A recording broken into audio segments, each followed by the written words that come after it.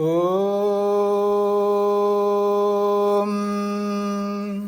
सहना भवतु सहनौ भुनक्तु सह वीर्यं करवावहै तेजस्विनावधीतमस्तु मा विद्विषावहै।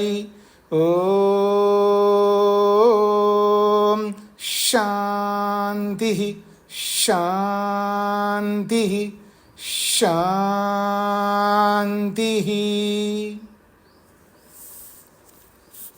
शतपथ ब्राह्मण के प्रथम अध्याय के प्रथम ब्राह्मण में 13वें खंड तक हमने विचार किया है।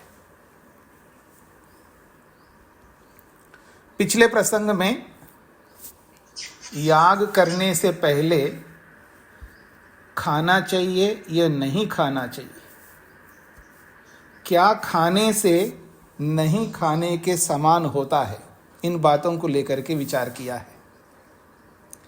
और एक महत्वपूर्ण बात कही है, प्रणयन करना। याग में प्रणयन की महत्ता बहुत अधिक है, बहुत व्याप्त है।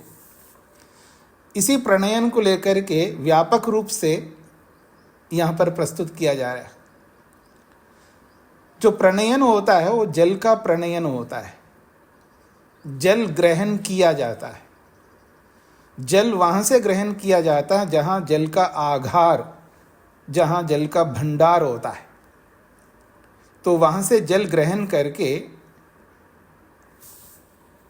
याग को प्रारंभ किया जाता है। तो उस बात को लेकर के अब आगे चर्चा करेंगे। जब जल प्रणयन किया जाता है, जल ग्रहण किया जाता है, वो किस उद्देश्य को ध्यान में रख कर के किया जाता है, इस बात को पिछले प्रसंग में मंत्र के माध्यम से याज्ञवल्क्य ने स्पष्ट किया था। कस्त्वा युनक्ति, सत्वा युनक्ति, कस्मैत्वा युनक्ति, तस्मैत्वा युनक्ति। यह मंत्र बहुत महत्वपूर्ण है। इस मंत्र में बहुत बड़ा प्रयोजन, जीवन का उद्देश्य, जीवन का मर्म, जीवन का सार प्रस्तुत किया गया है। जैसा कि मैंने आपको संकेत किया था, यजुर्वेद के भाष्य में स्वामी दयानंद सरस्वती जी ने इस मंत्र का विस्तार से व्याख्यान किया है। आप लोगों ने यदि आवृत्ति किया हो, देखा हो, तो आप लोग समझ सकते हैं। आप में से कितने लोगों ने इस मंत्र को देखा है जी खोल करके स्वामी दयानंद के भाष्य को? थोड़ा हाथ खड़ा करेंगे, पता लगेगा मेरे को आप लोग कितनी तैयारी करते हैं।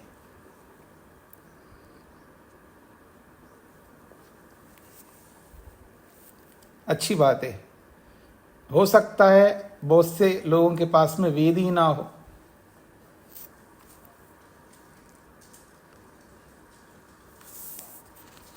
वेद का ना होना, ये मैं कह सकता हूं कठोर भाषा में, ये हमारा दुर्भाग्य है।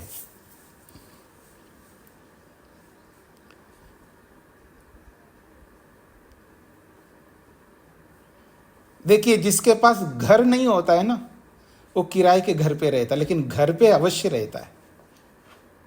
स्वयं के घर पे हो या दूसरे के घर पे हो, लेकिन उसे घर ढूंढना ही होता है। बिना घर के नहीं रह सकता, बिना वस्त्रों के नहीं रह सकता, बिना भोजन के नहीं रह सकता। लेकिन जिन वेदों को मानने वाले बिना वेद के कैसे रहते हैं, आश्चर्य की बात है।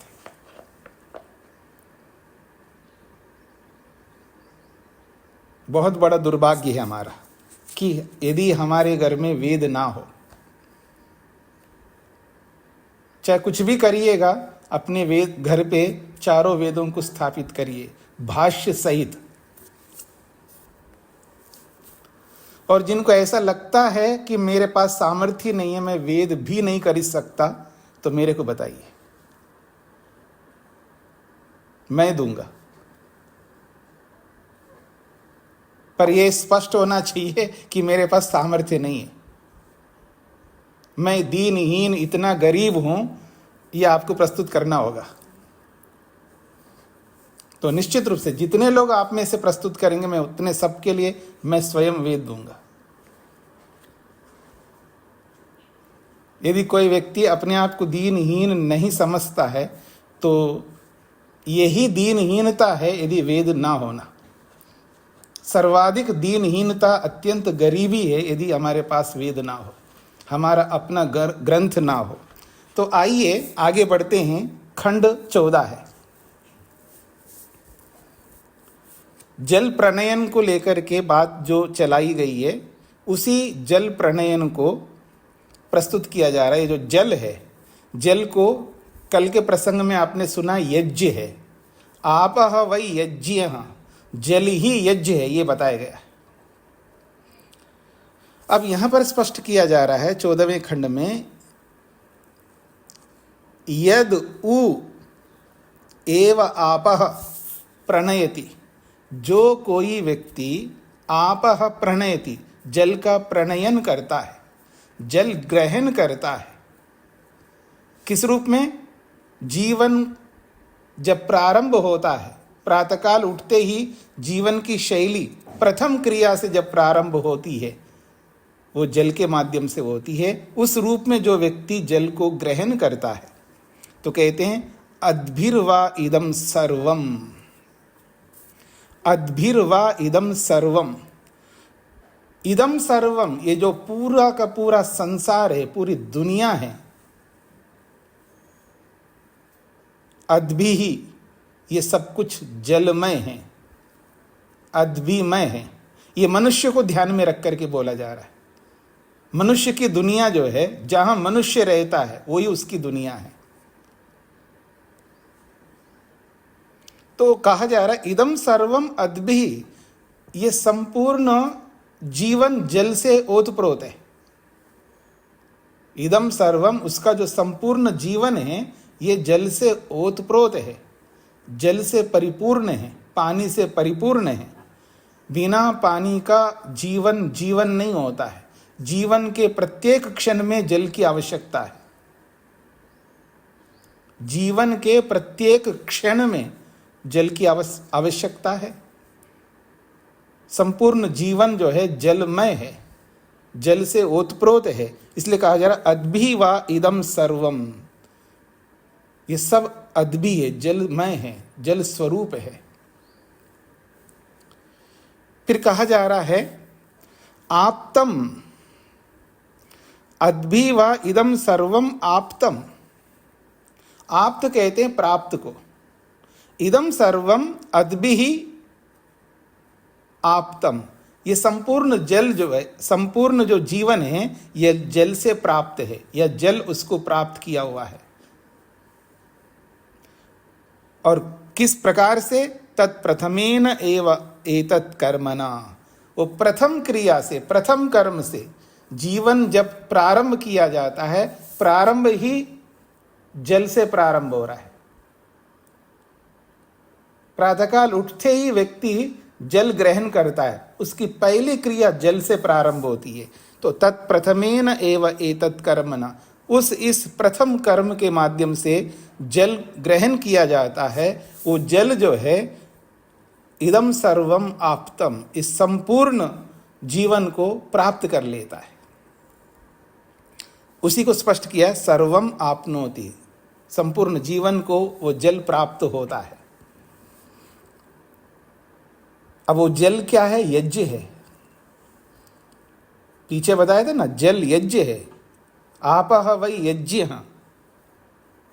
तो मान लीजिएगा जीवन यज्ञ को जल पूर्ण करता है, जीवन रूपी यज्ञ को जल पूर्ण कर देता है।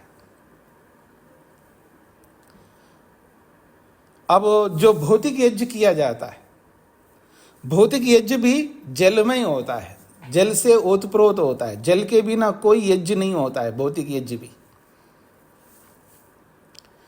आगे कहा जा रहा है 15वें खंड में, यद उ एव अस्य अत्र, यद उ एव अस्य अत्र, इस जलरूपी यज्ञ के जो कोई भी, अत्र इस जल रूपी यज्ञ के साथ में जो है वो कौन है? जब यज्ञ किया जाता है उस यज्ञ में कौन होता है? तो कहते होता वाह, अध्वर्यु वाह, ब्रह्मा वाह, अग्निंद्र वाह, स्वयं वा यजमानः। उस यज्ञ में सब लोग होते हैं। सब लोग कौन होते हैं? होता। होता जो होता है वो ऋग्वेदी होता है, ऋग्वेदज्ञ, ऋग्वेदी व्यक्ति, ऋग्वेद को जिसने आत्मसात किया हुआ हो उसको होता कहते हैं। अध्वर्यु, अध्वर्यु उसे कहते हैं जो यज्ञ में प्रमुख क्रियाओं को करने वाला, यज्ञ में मुख्य क्रियाओं को करने वाला, यज्ञ का एक प्रकार से स्तंभ होता है, वो अध्वर्यु होता है जिसने यजुर्वेद को आत्मसात किया हो। ब्रह्मा, ब्रह्मा वो होता है जिसने चारों वेदों को आत्मसात किया हो।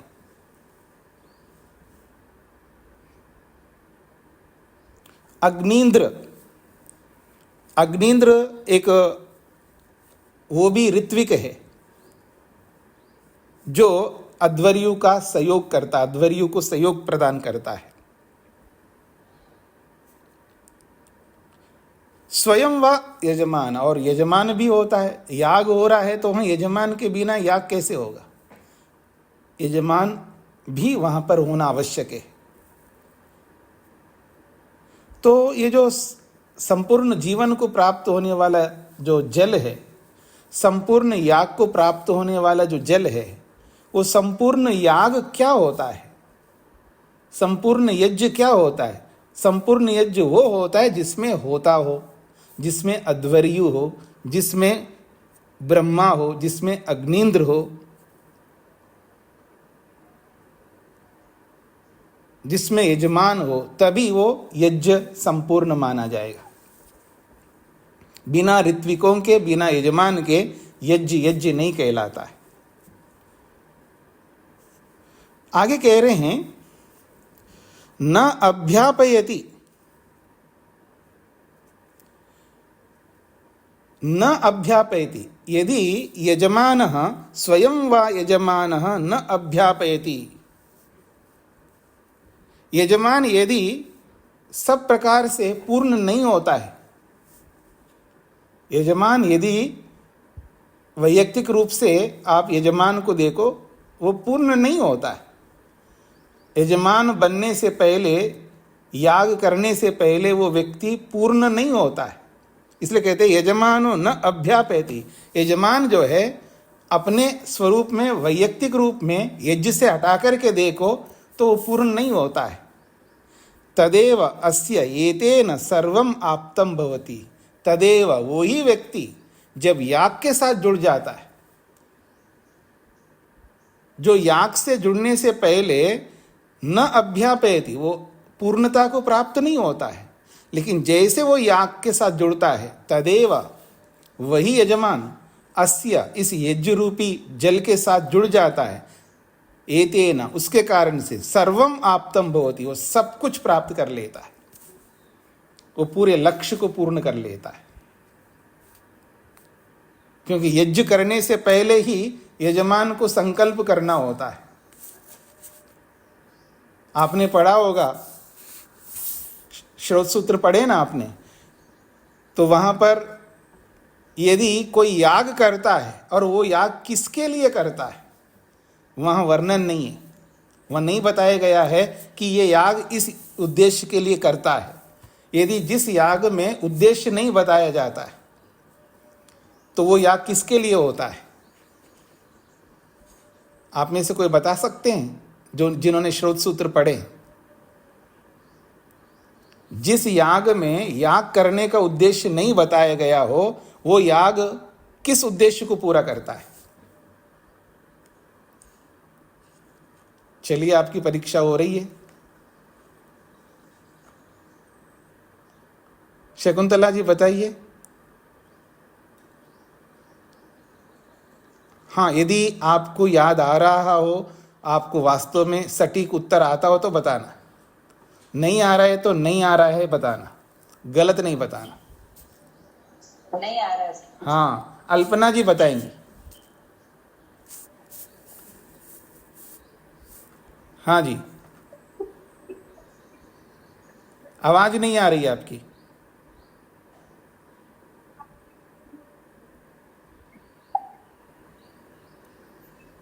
हाँ, आपकी आवाज नहीं आ रही है। नीलम जी को क्या कहना है? ओम स्वामी नमस्ते स्वामी जी। अग्नि का अर्थ बता पूछना था। अग्निंद्र जो है, जो ऋत्विक होते हैं, यज्ञ कराने वाले होते हैं, 16 ऋत्विकों में एक अग्निंद्र एक ऋत्विक होता है, पुरोहित होता है आपकी भाषा में जी। धन्यवाद। तो स्वामी जी आ रही है वो आवाज? अब आ रही है, बोलिए। स्वामी जी, नित्य कर्म के रूप में जहाँ पर याग को बताया है वो मुक्ति के उद्देश्य से बताया है, मुझे याद बता रहा। नहीं, नित्य कर्म की बात नहीं हो रही। याग, कोई भी याग किया जा रहा है, उस याग का उद्देश्य बताया जाता है, ये याग किसके लिए किया जाता है। लेकिन जिस याग का उद्देश्य वहाँ वर्णन नहीं किया है, वो किसके लिए होता है, तो श्रोत सूत्र में आप लोगों ने पढ़ा है, स्वर्ग के लिए होता है। जिस याग का उद्देश्य नहीं बताया गया है, वहाँ आंख मीच करके मान लेना है। जैसे पुत्र कामो यजेता, पुत्र की कामना करने वाले को यज्ञ करना चाहिए, ऐसे अलग अलग कामनाओं को लेकर के यज्ञ बताए गए हैं। और जहाँ जिस यज्ञ की कामना नहीं बताई गई है, तो सीधा आंख मीच करके स्वर्ग कामो यजेता, स्वर्ग को ही दिलाने वाला है वो याग, वो स्वर्ग को देने वाला है, ये वहां पर बताया गया है। तो यहां ये बात कही जा रही है, न अभ्यापेति यजमान, यदि वो यजमान याग करने से पहले वो अपूर्ण होता है, वो प्राप्त नहीं होता है, अपने लक्ष्य को प्राप्त किया हुआ नहीं होता है, तदेव वही यजमान अस्य, इस यज्ञ के माध्यम से, ये तेना, इस जल के प्रणयन के माध्यम से, सर्वम आप्तम भवति, वो सब कुछ उद्देश्य को पूर्ण कर लेता है। सब कुछ आप्तम प्राप्तम भवति, सब कुछ उसको प्राप्त हो जाता है, जो वो चाहता है, उसकी जो इच्छा होती है, यज्ञ वहां तक पहुंचा देता है जो वो चाहता है। केवल सोचने से, केवल क्रिया मात्र करने से ये लक्ष्य प्राप्त नहीं होता है। कोई ये सोचे कि हाँ जी मैं यज्ञ कर लूंगा तो स्वर्ग मिल जाएगा, इतने मात्र से स्वर्ग नहीं मिलता है, क्योंकि यज्ञ करने से पहले उसको व्रत धारण करने होते हैं। और उस व्रत धारण में प्रारंभ में ही आपको स्पष्ट किया था, इदम अहम अनृता सत्यमुपैमि, देव बन करके वो जब याग करेगा उसका प्रयोजन सिद्ध होता है। जो मनुष्य व्रत लेकर के ही, मनुष्य व्रत लेकर भी मनुष्य रह करके ही याग करता है, उसको फल नहीं मिलेगा। दोबारा बोलता हूं मधु जी, जो व्यक्ति याग करते समय संकल्प लेता है, इदम अहम अनृता सत्यमुपैमि, अग्ने व्रतपते व्रतम चरिष्यामि तच्छकेयम तन्मे राध्यताम इदम अहम अनृतात सत्यमुपैमि। इस शतवद ब्राह्मण में प्रारंभ में ये मंत्र आपने पढ़ा है। मैं ये जो याग, ये यज्ञ प्रारंभ कर रहा हूं, मैं संकल्प लेता हूं, व्रत लेता हूं, मैं अमृत से हट करके सत्य की ओर जा रहा हूं, सत्य को अपना रहा हूं। देवा वै मनुष्य, ऐसा नहीं बोला है वहां पर, सत्यम वै देवा, सत्य ही देव है, और अनृतम मनुष्य, जो सत्य है वो देव होते हैं, अर्थात सत्य बोलने वाले देव होते हैं, झूठ बोलने वाले मनुष्य होते हैं। जो सत्य का व्रत लेकर के जब सत्य ही करता जाएगा, वो सत्याचरण करता जाएगा जीवन में, देव बन करके वो स्वर्ग को प्राप्त होता है। और वो संकल्प लेकर के, देव बनने का संकल्प लेकर के मनुष्य ही बना रहता है, वो उस यज्ञ का फल नहीं प्राप्त कर सकता है। ये इसका तात्पर्य है। आगे बढ़ता हूं जी। 16वां खंड, यद उ एव आपः प्रणयति, यद उ एव आपः प्रणयति देवान ह वै यज्ञेन यजमानान तान असुर रक्षसानि ररक्षुः न यक्षध्व इति। बहुत बड़ी बात कही जा रही है। कहा जा रहा है यदु उ एव आप प्रणयति, जो व्यक्ति, जो यजमान याग करता हुआ आप प्रणयति, जल का प्रणयन करता है, और जैसे वो याग प्रारंभ करता है तो देवान ह वै यज्ञेन यजमानान तान, उन यज्ञेन, इस यज्ञ के माध्यम से उन देवों को, जो यजमान बन करके जो देवत्व को जो प्राप्त करने वाले हैं, तो देवत्व को प्राप्त करते हुए जैसे वो यज्ञ प्रारंभ करता है तो कहा असुर रक्षसानी ररक्षु।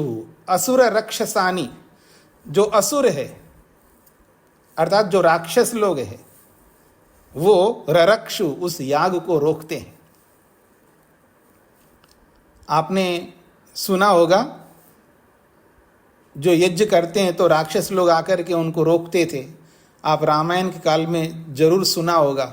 रामायण के काल में एक अभिप्राय है, रामायण को पढ़ करके या रामायण को सुन करके या रामायण संबंधी सीरियल पिक्चर आदि को देख करके आपको पता लगा होगा कि ऋषि लोग याग करते थे और राक्षस लोग आकर के उसको रोकते थे। ऐसे राक्षसों को राम ने वध कर दिया, सबको भस्म कर दिया, सबको मौत के घाट पर उतार दिया। ऐसा सुना होगा आपने। तो यहाँ पर यह बोला जा रहा है जैसे ही वो जल का प्रणयन करता है और जल का प्रणयन करके प्रथम क्रिया जल से करके, देखिएगा जब वो यज्ञ प्रारंभ करने लगता है तो देवान यजमानान तान, उन यजमान रूपी देवों को यज्ञेना, यज्ञ करने से, यज्ञ करने के लिए जब तत्पर हो जाते हैं तो असुर रक्षसानी, जो असुर हैं, जो राक्षस लोग हैं, जो राक्षस प्रवृत्तियां हैं, वो ररक्षु, उसको रोक लेते हैं। और रोक करके क्या करते हैं? अयक्षध्वा, तुम यज्ञ नहीं कर सकते, हमारे होते हुए तुम यज्ञ कैसे कर सकते हो? तो इसलिए वो रोक देते हैं। इति तद यद अरक्षण तस्माद रक्षांसी, जब से ये यज्ञ को रोकने लगे तब से राक्षस हुए, तब से उनको राक्षस बोला करते हैं। जब से ये यज्ञ को रोकने लगे असुर लोग, तब से ही इनको राक्षस संज्ञा दी गई, तब से इनको राक्षस बोलते हैं।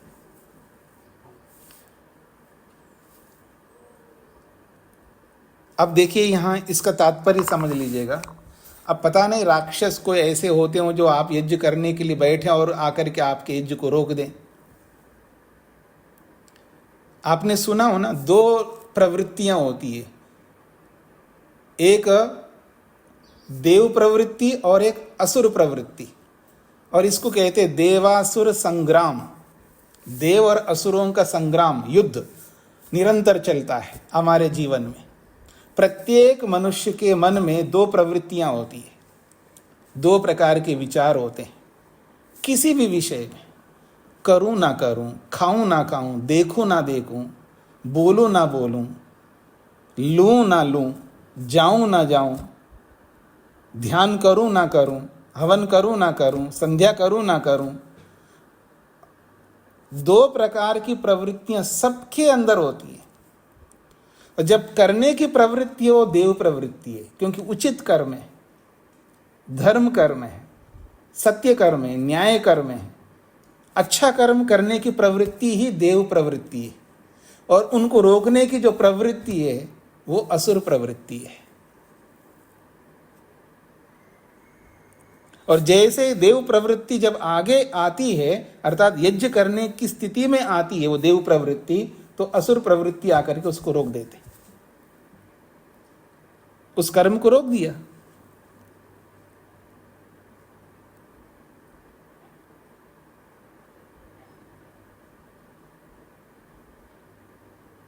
एक त्योहार आ गया तो आपने दान पुण्य कर लिया, उसी महीने में दूसरा त्योहार आ गया अरे तो अभी तो दिया, तो चलो इस बार नहीं देते।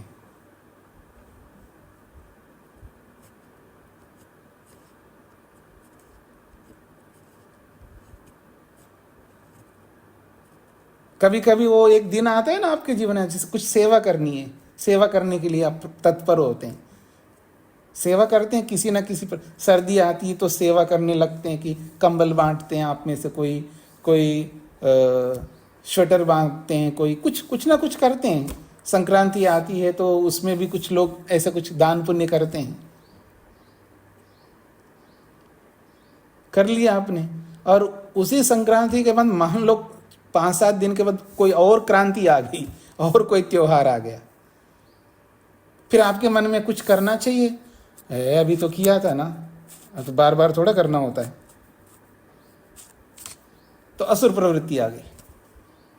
तो ऐसे ही जब हम अच्छे कर्मों को करने जाते हैं तो ये असुर प्रवृत्ति आकर के घेर लेती है, वो रोक लेती है, वो यज्ञ को होने नहीं देती है। तो यही वो असुर प्रवृत्ति है। जैसे यजमान यज्ञ करना प्रारंभ करता है तो असुर प्रवृत्ति आकर के ररक्षु हो उसको रोक लेता है। न यक्षध्वा, वो यज्ञ तुम नहीं कर सकते, उसने रोक लिया। इति, इसलिए तद यद अरक्षण, जब से वो रोकने लगे, तस्माद रक्षांसी, तब से वो राक्षस माने गए, तब से उनको राक्षस बोलते हैं। ये इसका तात्पर्य है। आगे बढ़ूं, अगली बात 17वां खंड। ततो देवा एतम वज्रम ददृशु, तथा तभी से लेकर के देवा देव लोगों ने एतम वज्रम, इस वज्र को ददृक्षु देखा।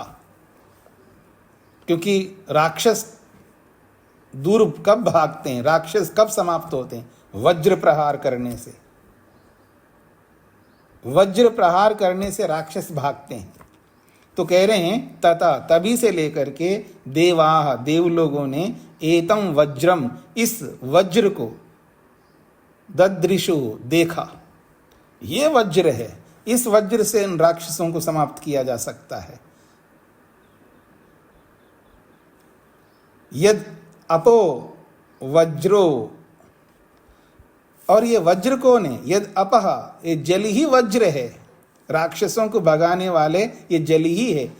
अपह वज्र, ये जल ही वज्र है। वही आपो वज्र, निश्चित रूप से जल ही को वज्र कहते हैं। आपह वज्र कहते हैं। वही आपस, आपस लिखा है ना, वो संधि के कारण से विसर्ग को सकार हो गया। आपह, इस ये आपह ही, जल ही वास्तव में वज्र है। तस्मात्,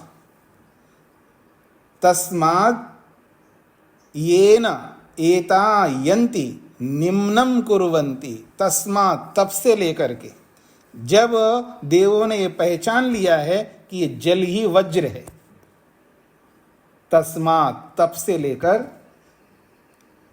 यद, येन, जिसके कारण से, एता यंती, एता ये जो जल है, यंती जहां गमन करता है जल, जहां की ओर आगे बढ़ता है, अर्थात जिस मार्ग से ये जल जाता है, जहां जहां ये जल जाता है वहां वहां जो भी लोग हैं, निम्नम कुर्वन्ति, वो निम्न हो जाते हैं, झुक लेते हैं, उनके साथ जल के सामने झुक जाते हैं, जल के सामने नम्रीभूत हो जाते हैं, जल के सामने ठंडे पड़ जाते हैं। यत्र उपतिष्ठन्ते, और जहां जल ठहर जाता है, निर्दहन्ति, वहां तो एकदम गलने लगेंगे वो शत्रु, शत्रुओं की बात हो रही है। जहां जल ठहर जाए ना, और वो उस जल में अगर शत्रु आ गए तो वो शत्रु गल जाएंगे, ये इसका तात्पर्य है। अब इसको स्पष्ट करता हूं मैं।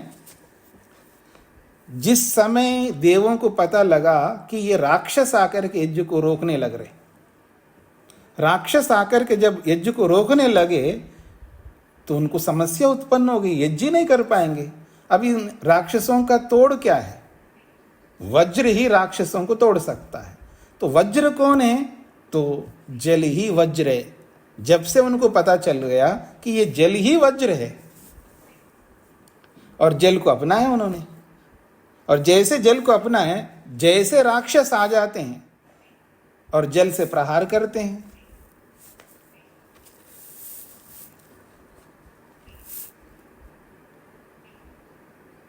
अब देखिएगा,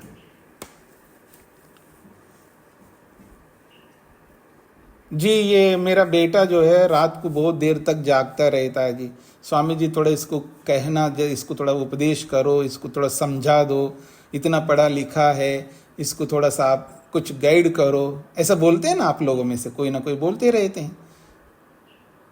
और भी अलग अलग दोषों को लेकर के, चाहे वो पति का दोष हो, चाहे वो पत्नी का दोष हो, चाहे बेटे का हो, चाहे बेटी का हो, चाहे बहू का हो, चाहे सास का हो, चाहे किसी का भी हो, हम लोगों से ऐसे बोलते रहते हैं जी, इनको कुछ कहना, उनको ऐसा कहना। फिर हम लोग क्या करते हैं, संकल्प कराते हैं उनको, उस दोष को रोकने के लिए संकल्प कराते हैं। वो दोष क्या है, राक्षस है, और उसका तोड़ कौन है, वज्र है, और वो वज्र कौन है, जल है, जल ही उसको तोड़ता है।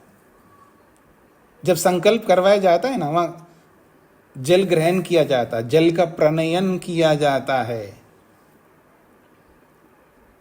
हाँ जी, आपने कभी व्रत लिया है, संकल्प लिया है? जब संकल्प लिया जाता है, व्रत लिया जाता है, कोई भी व्रत लिया जाता है, जहां व्रत वहां जल होता है। अगर बिना जल के आप व्रत ले रहे हैं, फिर वो व्रत नहीं माना जाएगा, क्योंकि व्रत लेने का तात्पर्य है जल के साथ होता है। अभी तो सुना है आपने, अद्भि वही सर्वम आपनोति, जल जो है सबको प्राप्त होता है, संपूर्ण जीवन को प्राप्त होता है, जल सब जगह पहुंच जाता है। अगर व्रत ले रहे हैं और वहां व्रत के साथ में जल ना हो तो व्रत व्रत नहीं कहलाता, इसलिए उसको आचमन करवाया जाता है, जल उसके हाथ में दिया जाता है, जल का प्रणयन किया जाता है वहां पर। स्पष्ट हो रहा है जी, जल का प्रणयन किया जाता है वहां पर, और जल प्रणयन के साथ में उसको संकल्प दिया जाता है, तब वो राक्षसों को भगाने का संकल्प लेता है। उस जल के माध्यम से, जल रूपी वज्र से ही राक्षसों को मारता है, ये इसका तात्पर्य है। तो जहां जल जाता है वहां व्यक्ति झुकता ही है, जल के सामने झुकना ही पड़ता है। नहीं झुकेगा, खड़ा रहेगा जल में, तो जल उसको गला देता है। बार बार जल का प्रहार करना पड़ता है उसके ऊपर, बार बार संकल्प दिलाना पड़ता है। आप देखेंगे, चाहे वो बच्चे हो, चाहे कोई भी व्यक्ति हो, बड़े हो, बच्चे हो, कोई भी है, जो आदतें होती है ना व्यक्ति के, जो आदतें हैं उनको हटाना इतना सरल नहीं है। उन आदतों को हटाने के लिए बार बार संकल्प दिलवाया जाता है। उदाहरण देता हूं, हाँ जी, आपको मैंने संकल्प दिलाया था, मधु जी आप स्वाध्याय कर रहे हो? हाँ जी, मैं कुछ दिनों से बहुत बिजी थी और स्वाध्याय छोड़ दिया। दोबारा लो संकल्प, फिर दोबारा लिया, फिर स्वाध्याय करते गए। बेटी आ गई विदेश से, अब उनके साथ गुल मिल गई है, स्वाध्याय गुल हो गया। फिर पूछा गया, हाँ जी स्वाध्याय करते हो? हाँ जी, ये था, वो कारण था, ये कारण था, स्वाध्याय रह गया तो दोबारा ले लो स्वाध्याय। तो कितने बार व्यक्ति को संकल्प दिलवाया जाता है, बड़ों को, छोटों को, बूढ़ों को, जवानों को, हर किसी को, पुरुष को, स्त्री को, सबको संकल्प दिलवाया जाता है। और एक बार नहीं, अनेक बार संकल्प दिलवाया जाता है, और बार बार संकल्प कर करके उस राक्षस को गला देते हैं। ये वो स्थिति है। अब देखिएगा पंक्ति को, आपह तस्मात्, ये जो जल रूपी आपह या वज्र रूपी ये जो जल है, तस्मात् तब से, ये न एतायन्ति, ये न जिस कारण से वज्र है, ये न जिस कारण से ये जल वज्र है, उस कारण से एता का अर्थ है आपह जल, ये जो जल यंति जिधर जाता है, जिस मार्ग से जल जाता है उस मार्ग में निम्नम कुर्वन्ति, ये जल जो है उस व्यक्ति को नम कर देते हैं, झुका देते हैं। यत्र उपतिष्ठन्ते, जहाँ ये जल ठहरता है, निर्दहन्ति, दहन करता है जल। दहन का मतलब है उसको गलाता है, उस व्यक्ति को कमजोर करता है। ये जल बार बार जल से संकल्प लेता है, बार बार जल का प्रणयन करता है, तब निर्दहंती उसको गला देता है, उसके राक्षस रूपी प्रवृत्ति को गला देता है। ये इसका तात्पर्य है। ततः एतम वज्रम उदयच्छन, ततः इसी कारण से, ततः उसी कारण से, एतम वज्रम इस जल रूपी वज्र को उदयच्छन उठाते हैं, ग्रहण करते हैं यजमान लोग। तस्य उस जल रूपी वज्र के अभये, उसके भय मुक्तता के लिए, उसके भय को हटाने के लिए, नाष्ट्रे उसके अविनाशी के लिए, निवाते उसकी शांति के लिए, यज्ञम इस महान याग रूप यज्ञ को अतन्वतः किया जाता है। तथा उसी कारण से एतम वज्रम उदयच्छन, इस जलरूपी वज्र को उदयच्छन उठाया जाता है। उठाने का मतलब है ग्रहण किया जाता है, क्योंकि जहाँ जल स्थापित किया होता है, जहाँ जिस जल आधार में जल विद्यमान होता है, उस जल को वहाँ से उठाना होता है, वहाँ से ग्रहण करना होता है, इसी को उदयच्छन कहा। तो उस जलरूपी वज्र को उदयच्छन जब उसको उठाते हैं, तस्य उस वज्र के उठाने के कारण से अभये, भय से रहित होकर के व्यक्ति, भय मुक्त होकर के वो यजमान, नाष्ट्रे विनाश से मुक्त होकर के, निवाते शांत अवस्था में, यज्ञम यज्ञ को अतन्वता विस्तार करता है, यज्ञ को संपन्न करता है। तथा उ, और एक बात है, तथा उ एव, ऐसा ही एषः एतं वज्रम उदयच्छति, एषः एतं वज्रम, येषः ये जो यजमान है, एतं वज्रम उदयच्छति, इस वज्र रूपी जल को उठाता है, ग्रहण करता है, ऐसा व्यक्ति के, तस्य ऐसे व्यक्ति के जीवन में अभये अनाष्ट्रे निवाते यज्ञम तनुते, उस वज्र के कारण से, जलरूपी वज्र के कारण से उसके जीवन में भी अभये, भय मुक्तता होती है। अनाष्ट्रे, नष्ट्र कहते हैं विनाश को, और अनाष्ट्रे विनाश रहित स्थिति को, और निवाते शांत अवस्था को पाकर के ही वो यज्ञम तनुते, यज्ञ का विस्तार कर पाता है, यज्ञ को संपन्न कर पाता है। यज्ञ वही संपन्न कर सकता है जो भय मुक्त हो, भयों से रहित हो, और विनाश के डर से मुक्त हो, और शांत अवस्था में हो, तब वो यज्ञ को पूर्ण करता है। ये यज्ञ चाहे दर्शेष्टि यज्ञ हो, चाहे पूर्णमासेष्टि यज्ञ हो, चाहे अग्निहोत्री रूपी यज्ञ हो, चाहे जीवन रूपी यज्ञ हो, सभी यज्ञों में व्यक्ति को भय मुक्त होना चाहिए और नष्ट होने की भावना से मुक्त होना चाहिए, और निवात शांत अवस्था में होना चाहिए, तभी वो यज्ञ को तनुते, यज्ञ का विस्तार कर सकता है, यज्ञ को संपन्न कर सकता है। तस्माद अपह प्रणयति, इसीलिए जल का ग्रहण किया जाता है, इसलिए जल को अपनाया जाता है, क्योंकि ये जल वज्र है। ये इसका तात्पर्य है।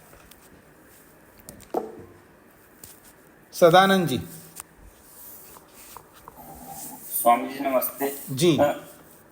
स्वामी जी, यत्र उपतिष्ठन्ते निर्दहन्ति, जी, ये वाला अभिप्राय थोड़ा सा समझ में नहीं आया कि जहाँ रुकते हैं उसको जला देते हैं वाला। जहाँ जल जाकर के ठहरता है, जहाँ जल उपस्थित रहता है, जहाँ जल ठहराव को प्राप्त होता है, वहाँ पर उस जल के अंदर जो भी रहेगा उसको वो गलाएगा।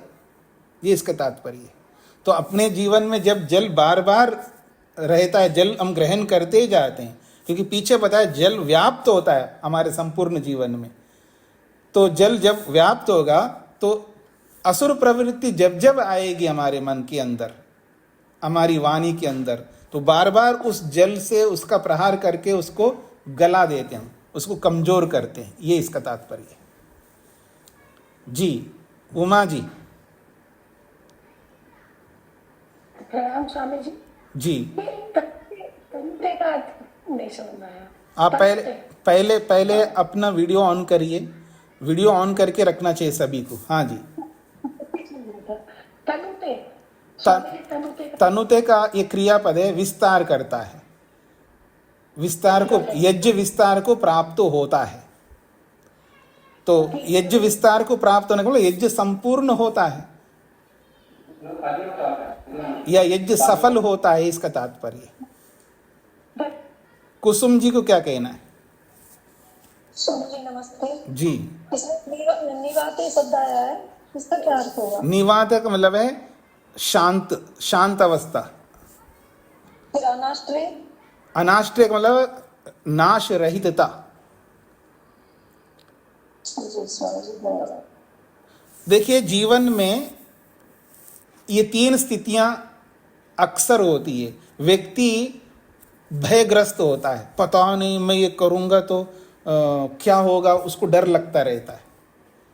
उत्तम पवित्र कर्मों को करने के लिए डरता है आदमी, और अपवित्र अशुद्ध पाप कर्मों के लिए डरता नहीं, धड़ल्ले से पाप कर्म करता रहता है। जब अच्छा काम करता है तो डरने लगता है, अच्छे काम के लिए डरता है। तो अभय, डर मुक्त होकर के, नाश्रय, अनाश्रय, और उसको विनाश का डर रहता है। ऐसा करने से कभी मैं नष्ट नहीं हो जाऊं, ऐसा करने से मेरे में कमी आ जाए, मैं नीचे गिर जाऊंगा, मैं धनहीन हो जाऊंगा, मेरे से कुछ घिसेगा, मेरे से कुछ छूटेगा। ये सब नाश है।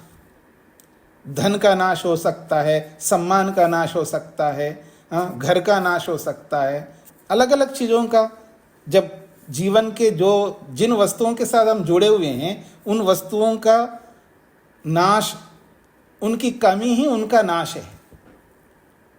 तो उस नाश रहितता को प्राप्त करना पड़ता है। मेरी कोई कमी नहीं होगी, मैं याग करूंगा, यज्ञ करूंगा, मेरे में कोई कमी नहीं होगी, ये भाव लाना होगा। यही अनश्वरता है। और निवात का मतलब, वात का अर्थ होता है अशांत अवस्था। जब वायु बहती है ना, घनघोर वायु बहती है, मतलब तेजी से वायु जब चलता है, तो वहाँ व्यक्ति अशांति में रहता है। जब आंधी आती है तब अशांति की स्थिति रहती है। लेकिन जब वायु नहीं चल रही होती है, उसको निवात कहते हैं, अर्थात शांत अवस्था, काम अवस्था, अर्थात शांति। जीवन में शांति को पाकर के ही याग किया जाता है, अशांत अवस्था में नहीं किया जा सकता। तो इसलिए तीन प्रमुख बातें हैं। इन तीन प्रमुख बातों को यहाँ पर लेकर के कहा, जब कोई उत्तम पवित्र कर्म कर रहे हो तो कोई डरने की बात नहीं है, कोई आपके अंदर कोई कमी आने वाली कोई बात नहीं है, बल्कि बढ़ोतरी होगी, कुछ मिलेगा है, कुछ घटेगा नहीं आपका। आज ही मैं प्रीति भोज दूंगा तो उसको लगता कुछ घटेगा, क्या घटेगा? धन घटेगा। स्पष्ट हो रहा है जी? धन घटेगा, तो धन खर्च हो जाएगा, ऐसा मान करके वो सेवा परोपकार करना बंद करता है। एक उदाहरण दे रहा हूं, ऐसे बहुत सारे उदाहरण हो सकते हैं। तो कुछ पवित्र कर्मों को करने में कुछ तो व्यय होता है, उस व्यय को वो घटना समझता है, नाश समझता है। तो ऐसा ना समझे, कुछ नहीं घटने का है, आपका बढ़ने का ही है। पवित्र कर्मों करते हैं तो शरीर थक सकता है, शरीर कृश हो सकता है, दुबला हो सकता है सेवा कर करके, पैसा घट सकता है, पर पुण्य तो बढ़ेगा ना आपका। और आपको चाहिए क्या है? पुण्य तो चाहिए। उत्तम कर्मों का जो फल है वही तो स्वर्ग है। तो क्या घटना हो रहा है? बढ़ना ही तो हो रहा है। उसको ये समझना पड़ता है, मैं उत्तम पवित्र कर्मों करता हूं तो अनाश्रय, वहां कोई नाश नहीं होगा, कोई घटेगा नहीं मेरे जीवन में, ये इसका तात्पर्य है। और मैं उतावला होकर के कोई पवित्र कर्म नहीं कर सकता, अशांत होकर के नहीं कर सकता, शांत प्रसन्न होकर के कर सकता हूं। इसके लिए तीन विशेषण दिया है यहाँ पर। उन स्थितियों में ही यज्ञम अतन्वता, वो यज्ञ को संपन्न करता है, यज्ञ को पूर्ण कर सकता है। तथा उ एव एषः, ठीक इसी प्रकार से एषा, जो कोई भी व्यक्ति एतम वज्रम उदयच्छति, इस जलरूपी वज्र को उदयच्छति, उठाता है, ग्रहण करता है, यानी प्रणयन करने का संकल्प करता है, तस्य, उसके जीवन में भी उस वज्र के कारण से अभये, भयमुक्त होकर के, नाश रहित होकर के, निवाते, शांत होकर के, यज्ञम तनुते, वो भी यज्ञ का विस्तार करता है, वो भी यज्ञ को परिपूर्ण करता है। तस्माद, इसीलिए हम कहना चाहते हैं अपः प्रणयति, जल का प्रणयन करना चाहिए, जल ग्रहण करना चाहिए, जल ग्रहण करके संकल्प करना चाहिए, इसका तात्पर्य। आगे बढ़ रहा हूं। 18वां खंड। ता उत्सिच्य उत्तरेण गार्हपत्यम साधयति। बहुत अच्छी बात कही जा रही है। ता उत्सृच्य, ता का मतलब वो जल, जो जल ग्रहण करता है, जल प्रणयन करता है, उस जल को उत्सृच्य, उत्सिच्य का मतलब है उड़ेल करके, यानी उस, क्योंकि आजकल जैसा घर नहीं होता, आजकल जैसी जो क्या कहते हैं यज्ञशाला नहीं होती है। वैदिक परंपरा में सब मिट्टी में होता है ना, सब मिट्टी के घर, झोपड़ियाँ जैसे घर, और जमीन भी जो है कोई आजकल जो टाइल्स लगा करके या ग्रेनाइट लगा करके, मार्बल लगा करके ऐसा तो नहीं बनाते थे, मिट्टी का ही होता है। तो पानी को जिस प्रणीता में जल रखा है, जिस प्रयोजन के लिए उन्होंने लिया है, और बचा हुआ है तो उसको बाहर डाल देता है, नीचे गिरा देता है। तो ताह उत्सिच्य, उस जल को नीचे गिराकर, उत्तरेण, उत्तर की ओर, गार्हपत्यम, जहाँ गार्हपत्य अग्नि है, गार्हपत्य यज्ञकुंड है, उस उत्तर की ओर साधयति, उस जल पात्र को, उस प्रणीता को रखता है। ये इसका तात्पर्य। अब देखिएगा, यहाँ पर जल को यज्ञ बताया था, यानी आपह ही यज्ञ है। अब देखिएगा, बहुत महत्वपूर्ण बात कही जा रही है। उसी आपा को आगे क्या बताया जा रहा है? योषा वा आपह। योषा कहते हैं स्त्री को, पत्नी को। योषा वै आपह। ये जो आपा है, ये जो वज्र है, ये जो यज्ञ है, वो कौन है? योषा, स्त्री है, पत्नी है। वृषा अग्नि। वृषा कहते हैं पुरुष को, पति को। वृषा अग्नि। और ये जो पुरुष है, ये जो पति है, ये अग्नि रूप है। तो पति अग्नि रूप है और पत्नी जल रूप है। ये दो बहुत महत्वपूर्ण वस्तुएं, दोनों से ही जीवन पूर्ण होता है। तो योषा वै आपह, जल ही स्त्री है, यानी स्त्री का प्रतीक जल है, यानी स्त्री जल का प्रतीक बनी हुई है। और अग्नि का प्रतीक बना हुआ है वृषा, पुरुष।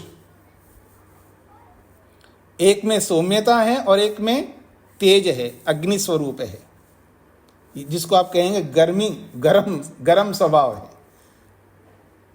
आप तुलना करके देखिएगा, पुरुष और स्त्री में तुलना करके देखिए, ऑल ओवर दृष्टि से देखेंगे तो एक में शीतलता है, शांति है, सौम्यता है, और एक में अग्नि तत्व होने के कारण से उसमें उष्णता है, उसमें गर्मी है, जल्दी उतावला होता है, जल्दी थोड़ा सा ताप में आता है, फिर उसको ठंडा करती है पत्नी। उल्टा भी हो सकता है, उल्टा भी हो सकता है, लेकिन एक सामान्य नियम है। सामान्य नियम जो है सर्वत्र लागू होती है, और जो उल्टा होता है वो विकल्प होता है। विकल्प तो कहीं कहीं होता है। कोई कोई स्त्री हो सकती जो अग्नि स्वरूप होती हो, और कोई कोई पुरुष हो सकता वो जल स्वरूप होता हो।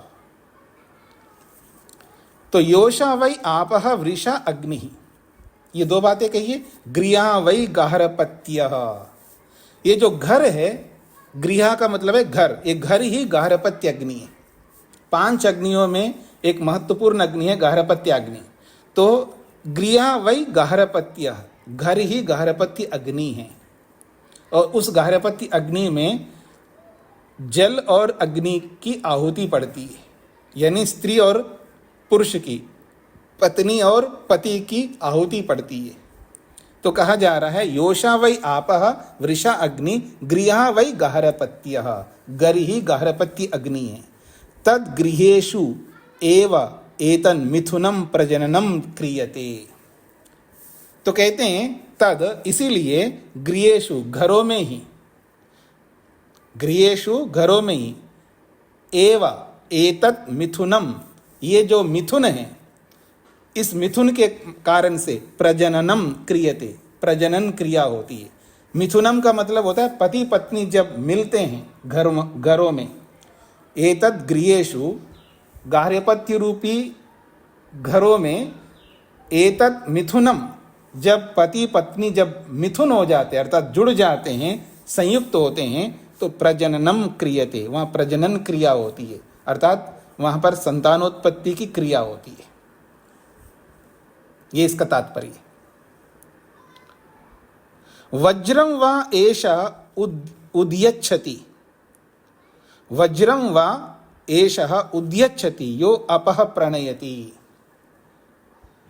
कहते हैं एषा, ये जो यजमान है वो वज्रम उद्यच्छति, वो वज्र रूपी जल को ग्रहण करता है। अब यहाँ वज्र क्या हुआ, जल क्या हुआ, स्त्री है। तो एषा, ये जो यजमान है, ये जो पतिदेव है, ये वज्र रूपी स्त्री को उद्यच्छति, ग्रहण करता है। आप लोग बोलते ना पानी ग्रहण करता है, जैसे यानी स्त्री के हाथ को अपने हाथ में लेता है अथवा स्त्री के हाथ को वर के हाथ में रखते हैं, तो ऐसे ही यहाँ पर पति जो है वज्र रूपी स्त्री को उद्यच्छति, ग्रहण करता है। यो अपः प्रणयति, यो वा अप्रतिष्ठितः वज्रम उद्यच्छति, न एनम शक्नोति उद्यन्तुम सह एनम श्रृणाति। बहुत बड़ी बात कही जा रही है। कहते हैं यो अपः प्रणयति, जो व्यक्ति जल रूपी स्त्री को लेकर प्रणयन करता है, उसको ग्रहण करता है, अपना जीवन साथी बना लेता है। यो वा अप्रतिष्ठितः, जो अप्रतिष्ठित होकर के, जो अयोग्य होकर के, जो अनधिकारी होकर के इस जल रूपी स्त्री का प्रणयन करता है, वो वज्रम उद्यच्छति, उस वज्र रूपी स्त्री को ग्रहण करता है, पत्नी के रूप में स्वीकार करता है। न एनम शक्नोति उद्यंतुम, उसको ग्रहण करने में वो समर्थ नहीं हो सकता। बिना योग्य, बिना अधिकारी बने, बिना प्रतिष्ठा को प्राप्त हुए यदि वो वज्र रूपी स्त्री को ग्रहण करता है, उसको उठाने का काबिल नहीं होता, अर्थात उसको वो ग्रहण करने का काबिल नहीं होता है, अयोग्य होता है। सह एनम श्रृणाति, और वो जल रूपी स्त्री जो है उसका विनाश करके ही बैठती है, उसका विनाश कर देगी। इसलिए स्त्री को पत्नी के रूप में जब स्त्री को ग्रहण करोगे तो प्रतिष्ठित होकर के ग्रहण करो, अर्थात योग्य बनकर के ग्रहण करो, अधिकारी बनकर के ग्रहण करो। अनधिकारी बनकर के स्त्री को ग्रहण करोगे, वही स्त्री आपका विनाश कर देगी। ये इसका तात्पर्य है। हाँ जी, मधु जी। नमस्ते स्वामी जी। स्वामी जी, 11 पत्ते अग्नि वो है जो राख में घर में इकट्ठे करके रखते हैं? नहीं नहीं नहीं, पत्ते मुझे समझ नहीं आया। 5 अग्नियां बताई थी ना जी। 5 अग्नियों में एक अग्नि होती है आहवनीय अग्नि। अब आप लिखना नहीं, मैंने लिखवाया था पहले ही, अब केवल सुन लीजिएगा, बाद में लोगों से पूछ करके लिख लीजिएगा। आहवनीय अग्नि एक होती है, गार्हपत्य अग्नि दूसरी होती है, दक्षिणाग्नि तीसरी होती है। ये प्रमुख अग्नियां मानी जाती है, 3 अग्नि। आपने उपनिषद में नचिकेता का प्रसंग पढ़ा हो, त्रिनाचिकेता, 3 अग्नियां बताई गई थी, वो 3 अग्नियां यही है। और 2 अग्नि अलग होती है। एक अग्नि होती है जिसको कहते हैं आवसथ्य अग्नि, जो अतिथिशाला में होती है, जहाँ अतिथि लोग ठहरते हैं, वहाँ एक यज्ञकुंड होता है, वहाँ निरंतर अग्नि प्रज्वलित रहती है, उसको आवसथ्य अग्नि कहते हैं। 5वीं अग्नि होती है जिसको सभ्याग्नि कहते हैं, जो सभा में रहती है, जहाँ विद्या पढ़ी जाती है, जहाँ विद्या पढ़ाई जाती है, विद्या की जो सभा होती है या राजसभा होती है, जो राजा लोग जो सभा में बैठते हैं, तो वहाँ पर भी ये सभ्याग्नि रहती है। और जहाँ अध्यापक गुरु आचार्य विद्या पढ़ाता है, उस पढ़ाने के स्थल पर भी एक अग्नि होती है, उसको सभ्याग्नि कहते हैं। ये 5 अग्नियाँ हैं। उन 5 अग्नियों में गार्हपत्य अग्नि एक होती है। ठीक है जी। जी जी स्वामी जी, धन्यवाद। और किसी को कुछ पूछना है जी? अभी तक जो आपने पढ़ा है इस संदर्भ में किसी कुछ पूछना है, प्रश्न हो तो पूछ सकते हैं।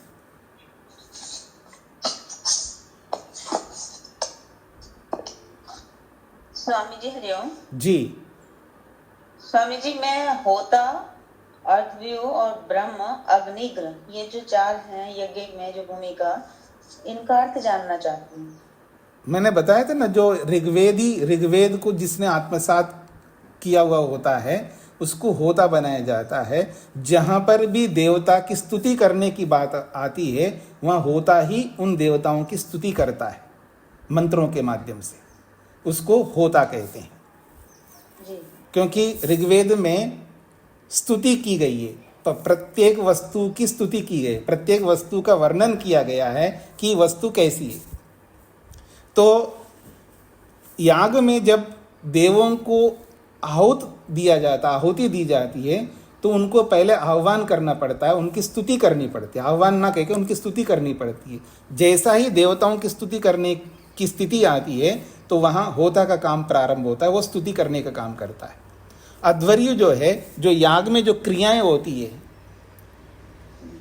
जो याग में आहुति देने का हो, आहुति डालने का हो, और भी जो यज्ञ संबंधी जो क्रियाएं होती है वो अध्वर्यु करता है। वो यजुर्वेद से संबंधित होता है। यजुर्वेद क्रिया प्रदान है, कर्म प्रदान है। तो याग में जितने भी प्रमुख कर्म होते हैं उन प्रमुख कर्मों को करने वाला अध्वर्यु होता है। वो क्रियाएं करता है, आहुति डालने की क्रिया करता है और भी बहुत सारी क्रिया करता है। और एक होता है ब्रह्मा। ब्रह्मा जो है चारों वेदों को पढ़ा हुआ होता है, चारों वेदों का आत्मसात किया होता है। वो यज्ञ में बैठ करके त्रुटि को देखने वाला होता है। कोई उस याग में कोई दोष करता है तो उसको देखता है और दोष को दूर करने का काम करता है। वो चुपचाप बैठा रहता है। ब्रह्मा का कुछ बोलने का काम नहीं होता है, ब्रह्मा का कोई उपदेश करने का नहीं होता है। ब्रह्मा का काम है शांति से बैठना, उपदेश नहीं कर सकता ब्रह्मा। वहाँ तो बस केवल त्रुटि देखता है, त्रुटि को बताता है और उसको दूर करवाता है, उसका प्रायश्चित करवाता है। और एक होता है उद्गाता, वो जो यहाँ पर नहीं बताया है वो प्रमुख होता है। उद्गाता का काम होता है कि देवताओं का आह्वान करना, बुलाना होता है। वो काम करता है सामवेदी। जो सामवेद को जिसने आत्मसात किया हुआ होता है उसको देवताओं का आह्वान करने का काम उद्गाता करता है। अब ये प्रमुख चार ऋत्विक होते हैं, होता, अध्वर्यु और उद्गाता और ब्रह्मा। इन चारों के तीन तीन सहयोगी ऋत्विक होते हैं।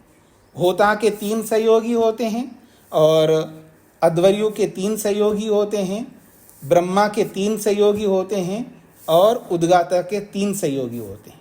तो ऐसे करके कुल मिला करके एक एक वेद के 4 ऋत्विक होते हैं। ठीक हो गए जी?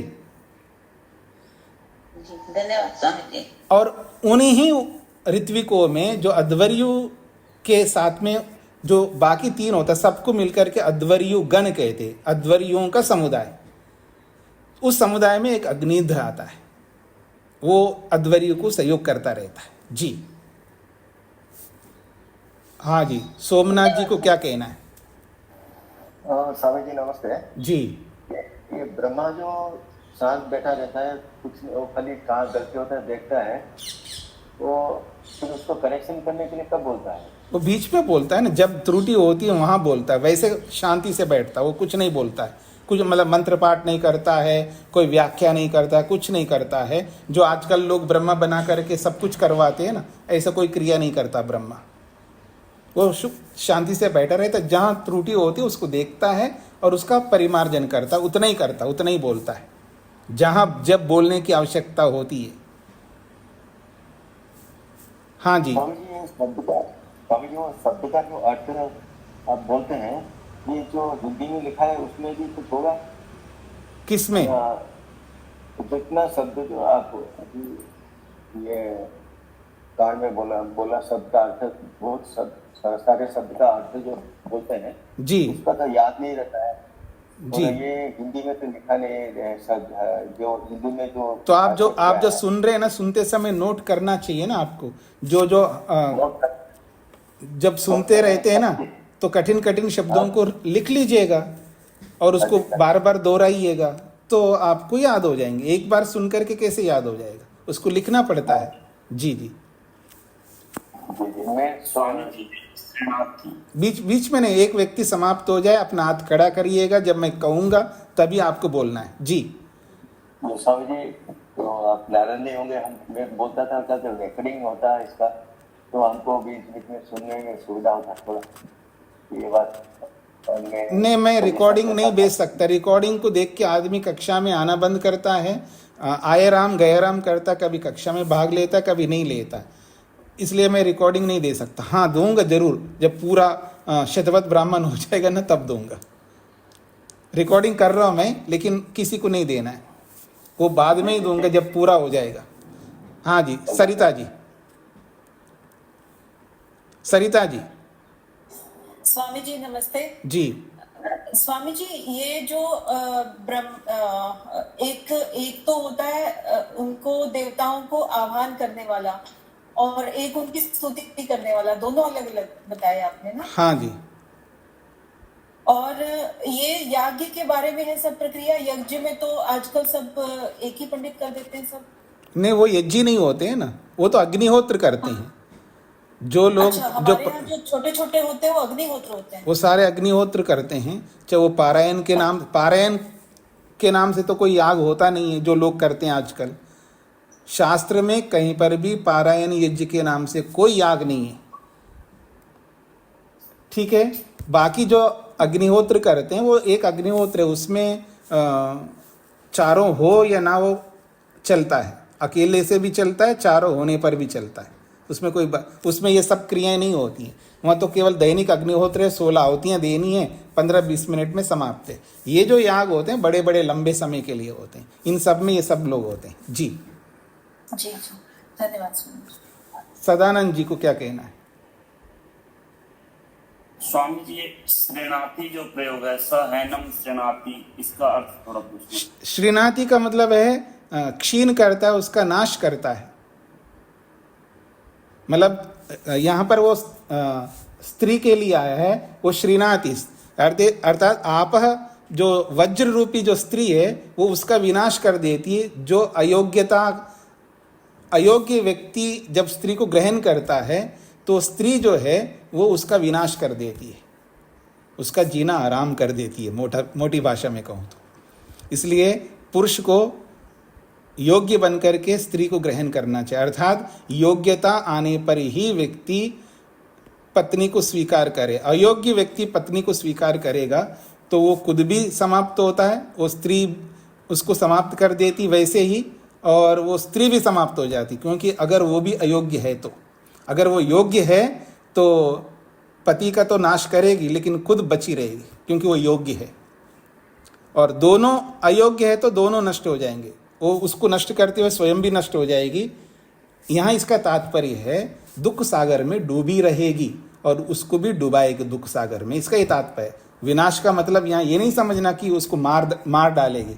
मारने का काम तो कौन करता है, वो तो टेररिस्ट लोग कर सकते हैं, पर स्त्री पुरुष टेररिस्ट नहीं है। उसका नाश करने का अभिप्राय यहाँ ये है कि उसको दुख सागर में डुबा देगी। अगर वो योग्य नहीं है तो खुद भी दुख सागर में डूबी रहेगी, दोनों दुख सागर में डूबे रहेंगे। तो क्यों आप ऐसा करते हो, योग्य बनकर के ग्रहण करो, इसका तात्पर्य है। हाँ जी, आप हाथ मत खड़ा करिए, समय आपका ज़्यादा जा रहा है। कुसुम जी को क्या कहना है? स्वामी जी, इन चारों को ऋत्विक कहते हैं? सभी को 16 ऋत्विक होते हैं, और भी बहुत याग होते हैं, बड़े बड़े याग होते हैं, उसमें तो सैकड़ों ऋत्विक होते हैं। जी योगेश जी। स्वामी जी, एक बात करनी थी। कुछ लोग इसमें शायद रेकॉर्डिंग कर रहे हैं व्यक्तिगत जी। मुझे मधु जी की बातों से पता चला कि वो भी कर रहे हैं, तो क्या उनको अनुमति दे सकते हैं? नहीं, कोई रिकॉर्डिंग नहीं कर सकते, पहले से डिसाइडेड है। अपने आप कोई रिकॉर्डिंग नहीं कर सकते जी, ये केवल सुनने के लिए रिकॉर्डिंग। मैं तो लिखती हूँ, कॉपी लेके बैठी हूँ। जी जी। हाँ, आप व्यक्तिगत रूप से बिना पूछे रिकॉर्डिंग मत करिएगा। रिकॉर्डिंग तो मैं कर रहा हूँ, मैं पूरी कक्षा होने के बाद दूंगा। जी जी जी, प्रसन्नता हुई जान के। जी जी। तो इसको यहीं पर विराम देता हूँ, फिर मिलते हैं ओम शांति शांति शांति।